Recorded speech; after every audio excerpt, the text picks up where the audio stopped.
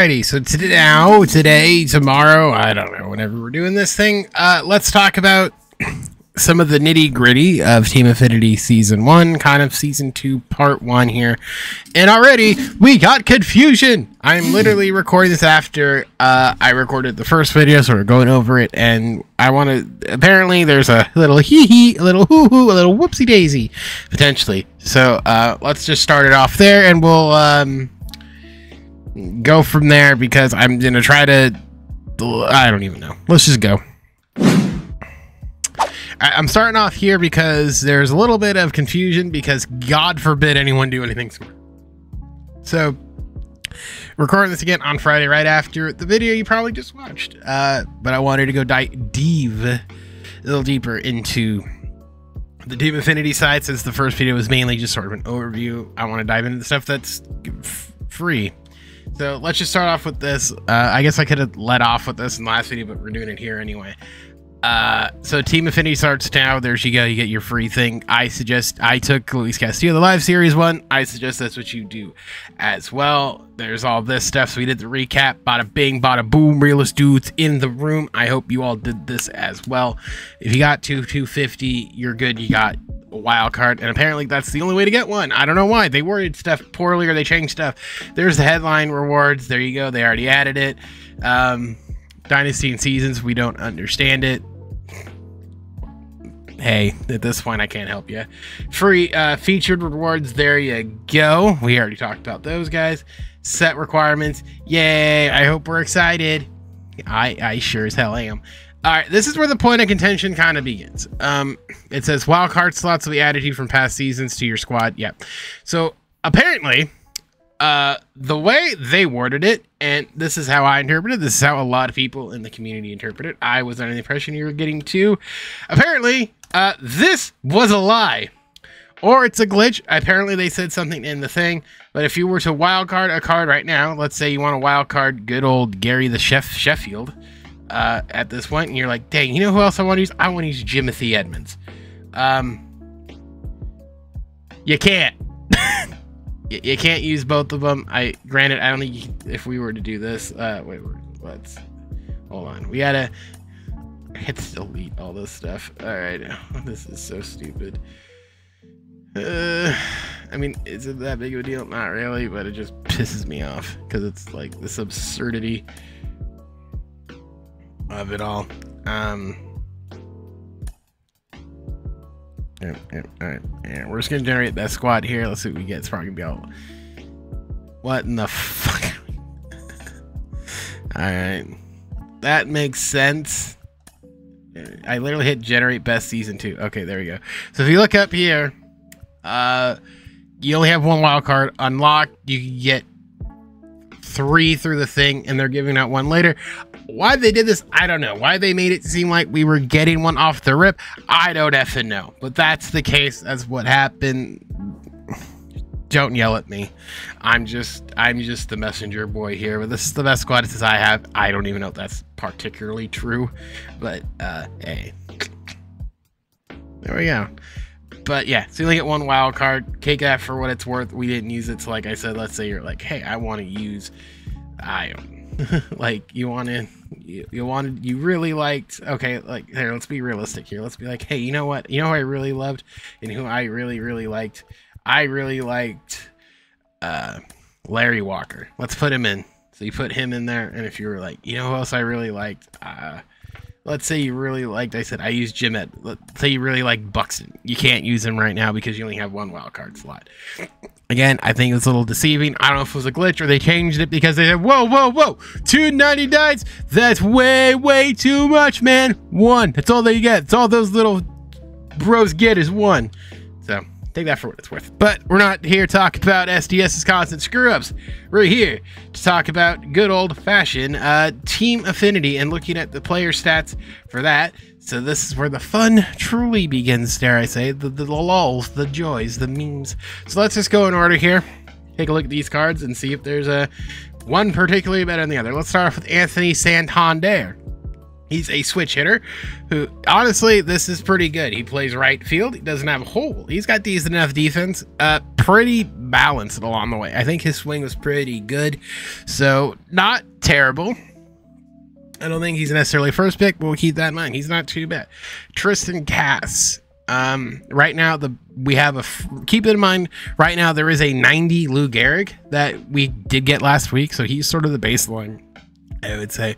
Again, I would say pretty balanced. 91, 90, 94, 91, 80, 80, 83.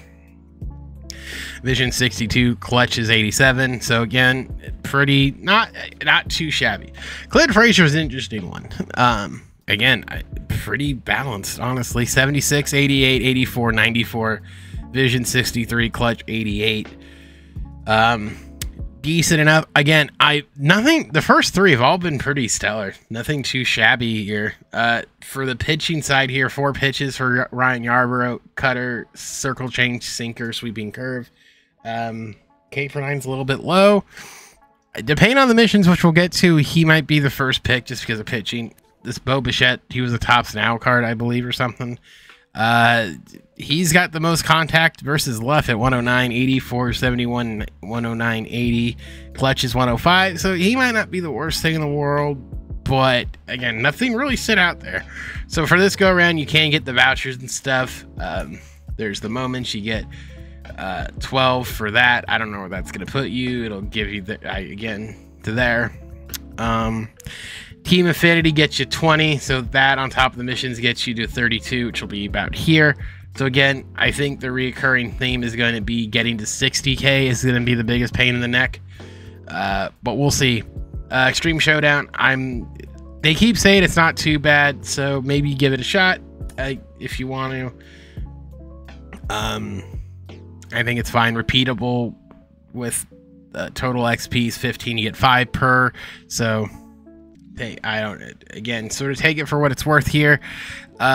Single player missions wise, mini seasons, I think this is kind of stupid still, to be honest with you, because I don't know how many people are going to be, doing it. You get 10 Ks or 10 hits. Probably 10 Ks would be easier. So again, your Ryan Yarbrough is probably your first pick, I would say, based on that mission. And then again, just sort of working through conquests and stuff. It's repeatable.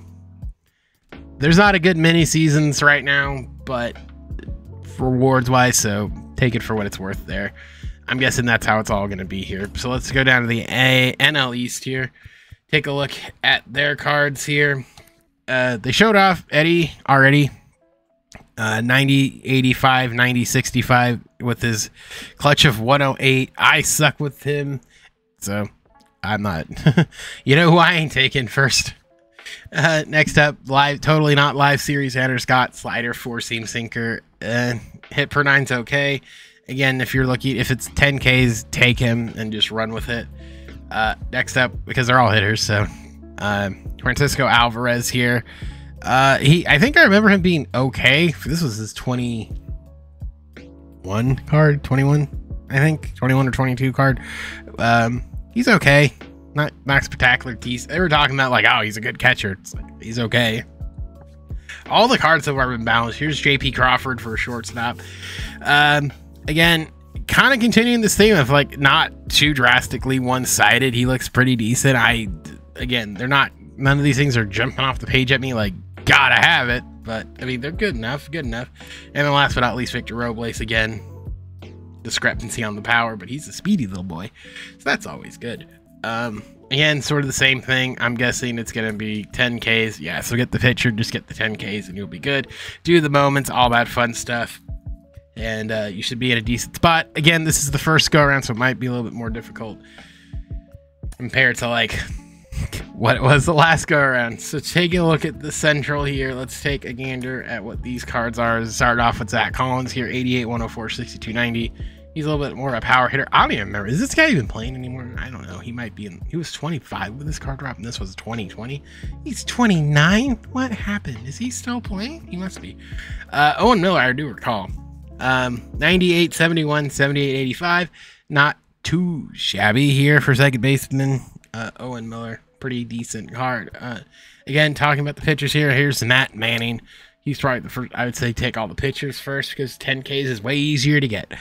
90, 96. There you go. 96 on the fastball, curveball, 81, changeup, sinker, circle, and a force. 12-6. He has 2 curveballs. Interesting. He's also from 2020. He's getting up there too. Here's Hunter Dozier.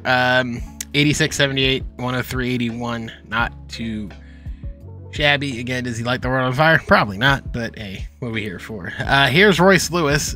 93, 101, 86, 50. I love his swing. His live series is I love more than anything. So not too bad there. His Gomes said, I was watching Gomes earlier, he said his durability should be 10 at P5. NL Central wise, let's take a gander here so far. Jason Hayward, 86, 78, 75, 57. Kind of, again, it is what it is. These aren't going to be lighting the world on fire, but Jason Hayward has a butter swing, so he's going to be pretty decent. There's 2 pitchers here, so I'd say just pick the one you like more. Robert Stevenson has a 4-seam, changeup, slider, and a curveball at 84 K per 9. So again, there's 2 pitchers here. I suggest, or 3 pitchers. So take the one you prefer.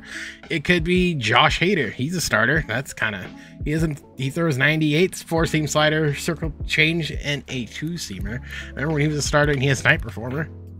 Well, he could be pretty good. He throws pretty hard. Got a lot of break. And then there's Mitch Keller. Again, 4-pitch mix. He throws 96. So again, I say pick the picture you like the most. And wrapping it up, Dylan Carlson, again, continuing the trend of the most balanced hitters I've seen in this game in effing years. It's great. All right, AL West time here. I haven't looked at any of these. This is my first time. Let's start off with Astros Force. Whitley, sinker, circle change, slider, curve, and a cutter. Meta pitches. Again, we're talking about getting pitchers first, so he might be your best bet, and then we'll just ride him into the sunset here. Jared Walsh, I assume. Yeah, I kind of figured. 108.95 against righty, 50.88 against left. I'm just sad. I want him back so badly, but I digress. Mark Canha, he's got a good swing. 116.99, 65.88, can play all outfield spots in the corner, infield. Not too shabby. Clutch is 88 as well. Jared Kelenic, when he was a Mariner, 94, 80, 78, 70. Clutch is 86. He's a speedy guy. He can play center field. He can do some stuff. And finally, Leone Taveras here, 88, 74, 82, 68. Decent speed. Can play all outfield positions as well. Again, take the pitcher and go into the ground. Everything's sort of the same there. Last but not least, the NL West. I'm tickled pink. Start off here, Miro Kelly with this pitcher of the month card. 4-seam cutter, slider, sinker, changeup. Not too bad. He's okay. Again, we're going to use him for grinding probably more than anything.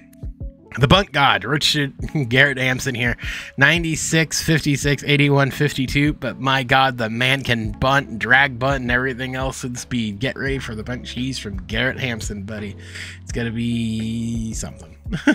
The show, this is from the show Players League, Gavin Lux. 97, 83, 83, 75, decent speed.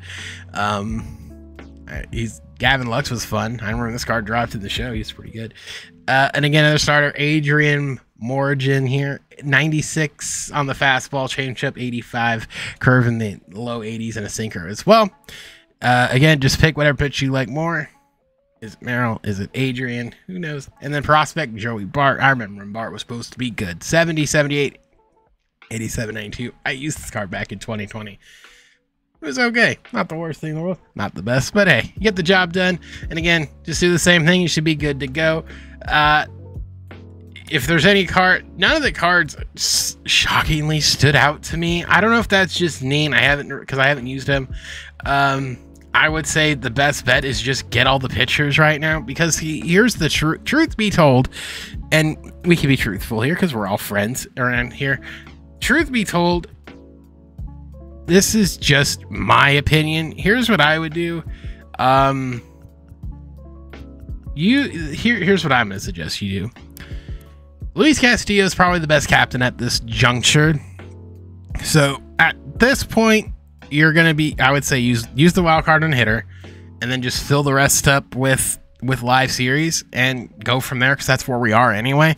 You're going to get a 15 boost on both sides, and then, which is good enough. It'll make the thing a little bigger, not the power size, but then you get extra 12 hit per 9 and 10 walk per 9. So you're gonna get a decent boost when you fill this thing up all the way.